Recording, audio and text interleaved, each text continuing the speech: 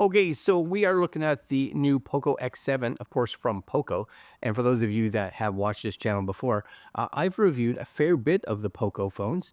And you know what? As a budget phone on the market, I really do think, if you only have like 300 bucks or so to spend on a phone, it's hard to complain with all the stuff that you get with this. Anyways, I've actually opened this box array 2 seconds ago and realized one of my cameras actually wasn't recording. So I'm doing it again. And as you can see here, there's really nothing in here. It's just empty because it's all over on the side already. But I'll show you what came in the box because that's kind of important. And actually, while we do that, we are going to show you what's in the box. We're going to go over some of the specs of the phone, kind of give you some positives and negatives of what we think with it. We're going to show you some benchmark tests as well with this phone. And last but not least, we'll kind of let you know who we think this is for. Anyways, first off, you do get this 45-watt charger. Now, this is a global release phone, but I've had plenty of their global release phones, and it always comes with this European style charger. 45 watts is nice, but just realize if you are like me and you're in North America, then you're going to need a different adapter. Now, I'm sure a lot of us have them. Can take 45 watts. If you have more, better. If you have a lower, like a 20 watt or 30 watt, just realize you're not going to be giving it full power, so it may take longer to charge. They do say from 0 to about 50%, about a half an hour, I believe it is. So they do include it, which is excellent. You do also get a little case, which I also love when you look at like Android phones, especially non-flagships. I think they realize that it's not as if their phones are going to be or have access to a lot of companies making accessories. So they make sure to include a little cover, a little protective case, which is fantastic. It comes with a nice, fairly long, I see about 3 feet would be my guess, USB-A to USB-C. Of course, that's going to be for charging it and data transfer, etc., etc. And then last but not least, you are going to get a little user manual. I think one of those is user manual. One of them is a safety guide. Of course, user manual is going to show you how to use it. And the safety guide says, don't stick it in your mouth or any other holes that you may want to stick it in. Don't eat it. Don't stick it in the microwave. Pretty much the standard stuff that you and I probably shouldn't do. And then last but not least, we have the actual phone. So it is a nice feeling phone. I have to say, I've always liked the POCO phones. They actually, for, again, the price point, it's hard to complain too much with these. I do like this silver color. Now, the one thing you have to kind of be aware with POCO is they are all about just flashing their name all over the place. You can see it here, right? It's just like POCO. If that's not something that you're like down with, just this brand flashing, you may not like that. I don't care, to be honest with you. I do like the silver color. That's kind of nice. And I believe that they have it in the like black and yellow, which is pretty much their standard. Everything they have has a black and yellow version.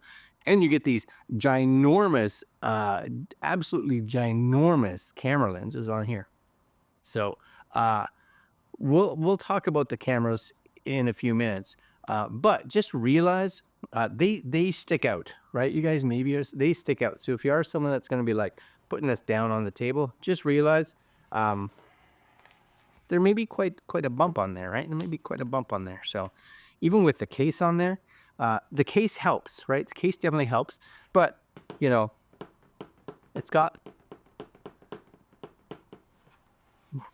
it's something, right? Just kind of be aware of it. Anyway, I've already turned the phone on. You can see it here.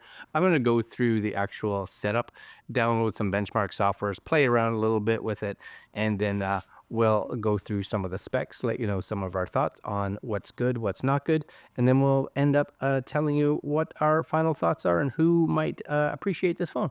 All right, give me 2 seconds and I'll be right back. Okay, so first things, if you're setting this up as a new phone, the process is really nice. Secondly, if you're transferring your data from an Android phone or an iPhone, the process is actually quite simple. Just make sure that before you start that you actually have a nice full battery on your new POCO phone, because for me, it actually failed halfway through because the POCO ran out of battery because it wasn't fully charged. Anyways, just a little heads up. Well, let's talk about the phone, shall we? So the POCO X7 has a sleek, premium look and weighs just around 185.5 grams for the plastic version. Now, they do have a separate version with a different PU finish, and that one comes in at, I believe, 190 grams. These are about 8.4 millimeters thick, so this makes it nice and slim and quite comfortable to hold in your hands.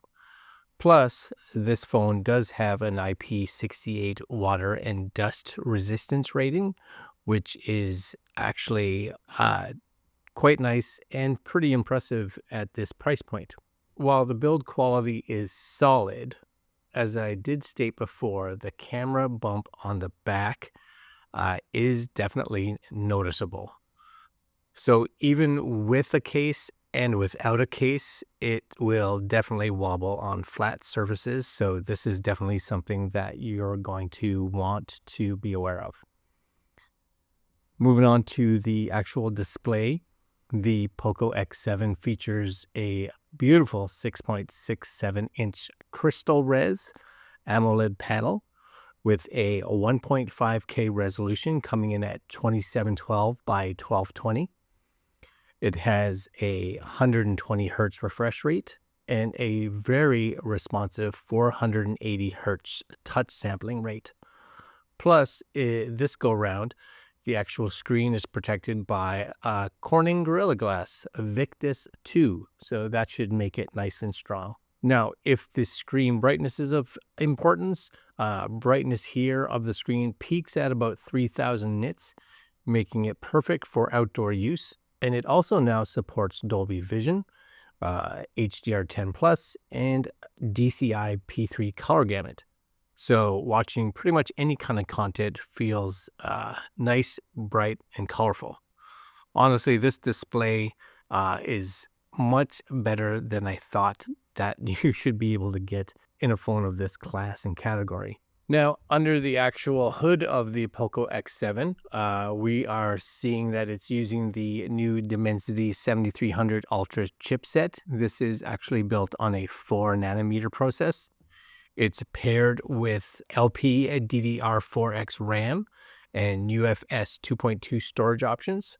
Now, you can get this in either an 8 gig plus 256 gig version or a 12 gig plus 512 gig version. The octa-core CPU clocks in at up to 2.5 gigahertz, and the Mali G615 MC2 GPU handles the graphics.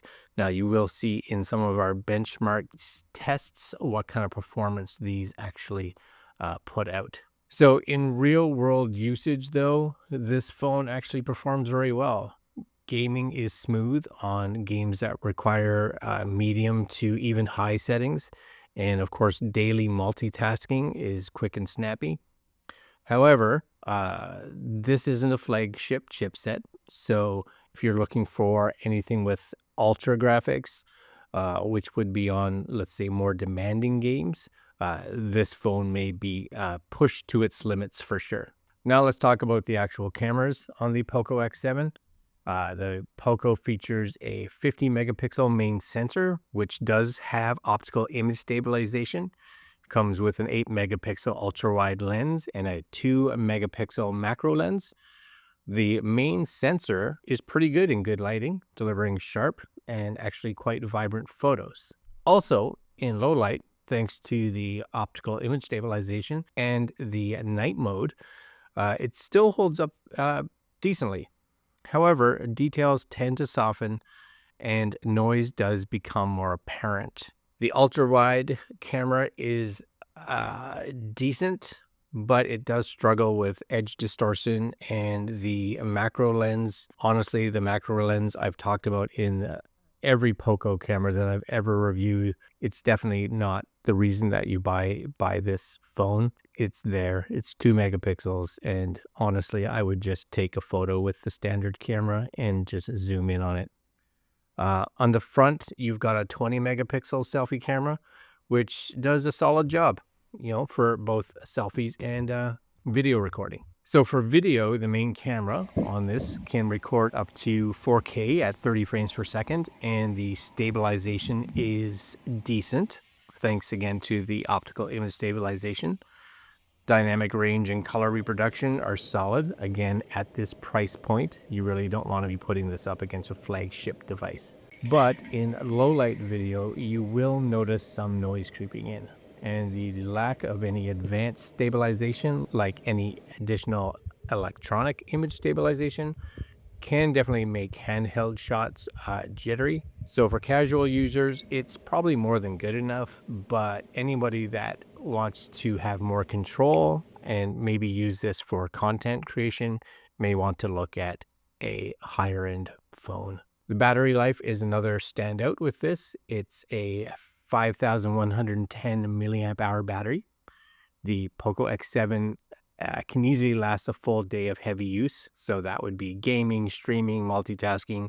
And for light users, you could probably get about 2 days on a single charge. And when you actually have to charge, the 45-watt fast charging can get you up to 50% in just under 30 minutes. Plus, for those of you that live somewhere else other than North America, the actual 45-watt charger does come in the box, which we showed you during the unboxing. On the software front, the POCO X7 does run the Xiaomi Hyper OS, which is based on Android. In my testing, it was smooth, it's customizable, and packed with a lot of features. However, there is still a fair bit of pre-installed bloatware software, though most of it can be uninstalled. The POCO X7 doesn't skimp on the audio side either, with dual speakers and Dolby Atmos support for an immersive sound experience.